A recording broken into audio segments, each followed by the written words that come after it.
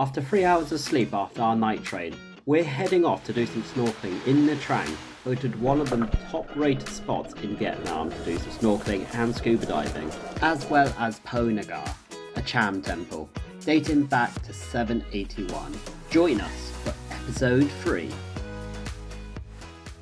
We are walking down probably several hundred flights of stairs because there's been a power cut in our building. We're off to meet our boy Jens. We're going snorkeling today.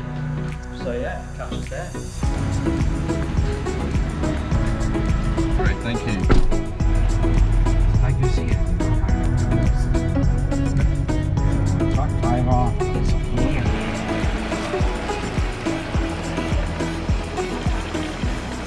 Good morning. We made it to the port finally, just outside Nha Trang. Our driver Jens and diving instructor as well, it turns out, picked us up. Found out that we're getting on quite a big boat, something like this, hopefully. I think this might actually be our boat. But we are essentially doing a snorkeling tour, kind of drop you off at 2 places, you get some lunch. Apparently the weather's not the best today. Apparently March isn't the season to really be doing this anymore. It's more April, May, June. But we'll catch you up on board.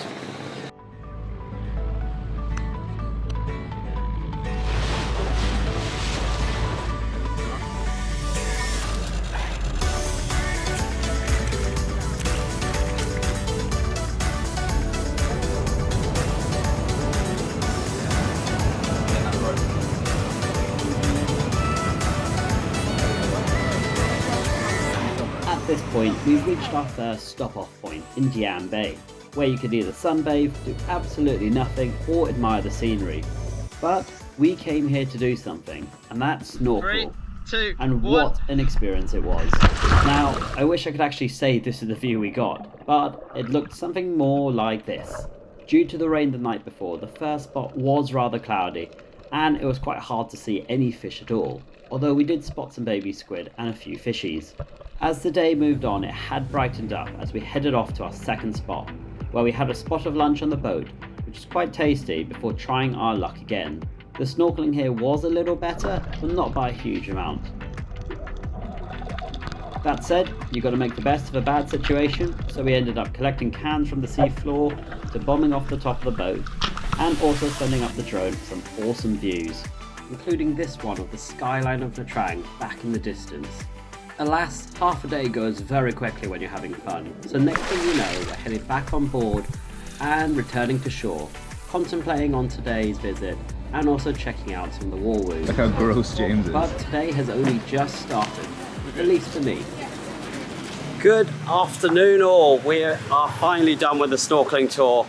A taxi dropped us back at the hotel soon after. Very tiring day, a very good day though.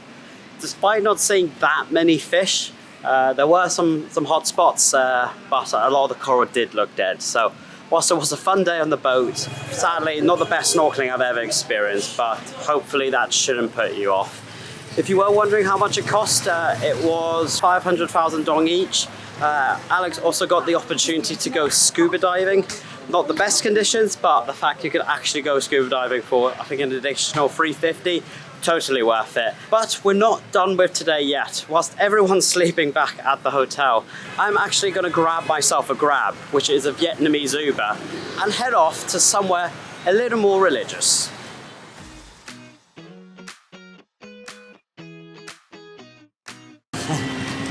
Ashley? Ash? Yes, that's right. I got myself a Grab bike. And what a way to travel. Despite it being my first time on a motorcycle, we saw some sights, drove along the beachfront, saw a few interesting cargo types, and also experienced some of the Vietnamese driving, which is encouraging since I had to do this in a couple of days' time.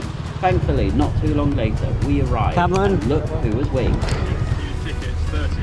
30, can I get it from here? Yeah. That was absolutely great fun. I saw a guy with like 6 gas canisters on his bike. Located 2 kilometers north of Nha Trang, PoNagar is a Cham Temple built between the 7th and 12th centuries. At the time, the Kampa kingdom was flourishing and Hinduism was still fairly prominent in the region. The PoNagar tower was built to worship the goddess Yan PoNagar, who, according to beliefs of the Cham people, was the goddess of creation, and after a sizable walk up, the view of the temple complex was well worth it. The main tower sits at 25 meters high, and considering this was centuries old, it had been really well preserved.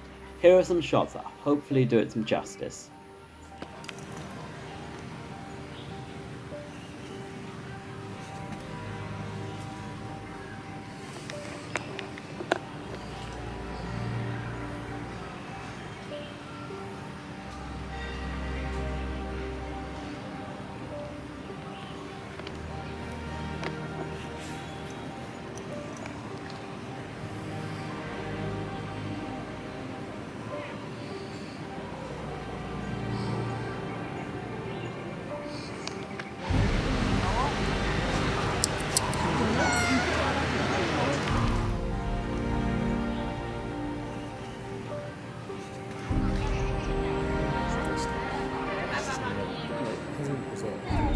This is it for this whole region.